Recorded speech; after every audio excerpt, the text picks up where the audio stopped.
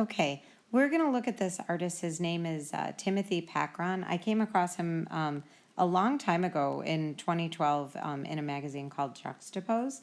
He was using this technique, like it's like a painted developer technique. So now these are done in the darkroom, and what he does is he would take portraits of people and then go into the darkroom, and he would only develop portions of the image by splattering or painting the developer in particular parts of the image. The idea was that he wanted to reveal something about their personality or their character.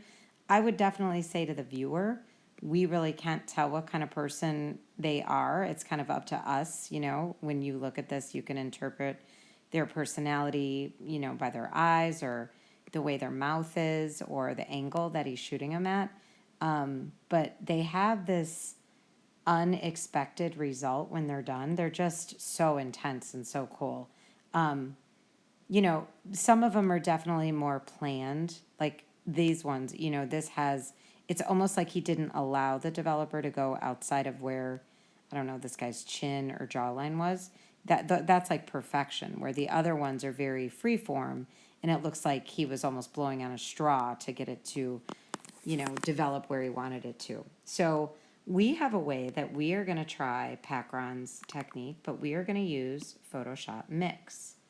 And so you're going to start with a picture. I'm starting with a portrait, like Pakron did. And what we're going to do is add a solid color on top, and that color is going to be white. So to get white, I need to go to, I'm sure there's an easier way, but I'm going to Themes, and then I'm scrolling to get a white color. Uh-oh.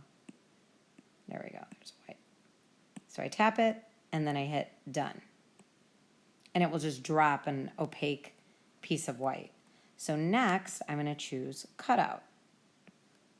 Now, when you choose Cutout, I want you to notice your tools down at the bottom, and I'm going to choose Basic for this, because with Basic, I can control the size and the hardness of the brush, and I can add or subtract, okay?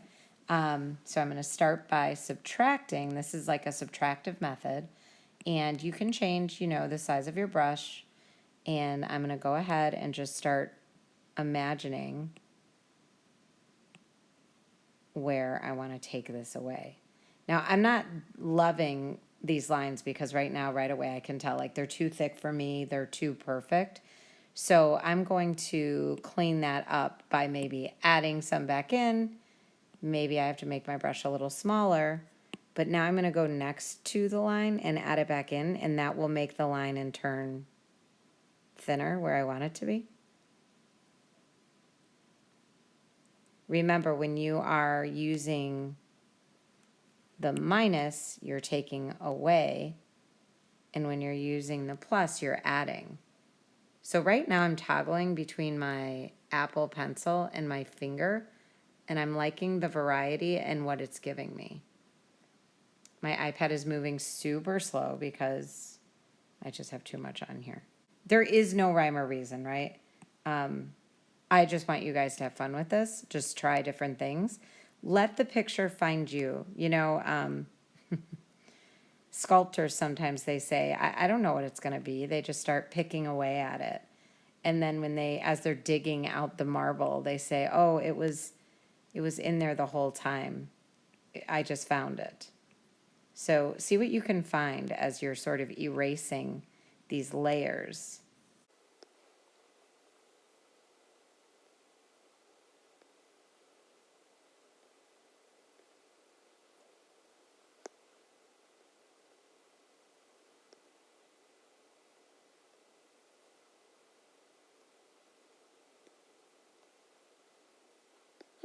So that first one I was doing was not working at all. So I just started another one. I just threw that layer out. And now I'm a lot happier with the way this one is going. I'm just using thinner lines. The hardness is 100%. And I think I'm just taking my time more, or maybe it's that I know where things are more. I know my eye is like somewhere over here, and this must be my hair. Don't be afraid to throw it out and start over. There's my eye. Surprise.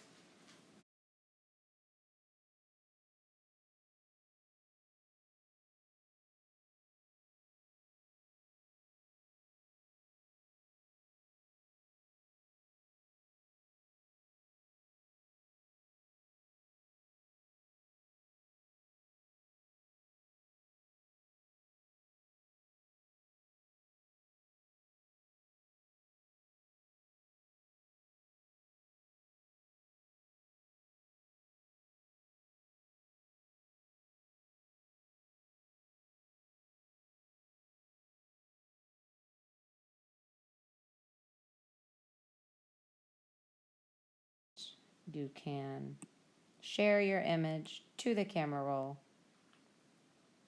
and then you'll submit it. Okay.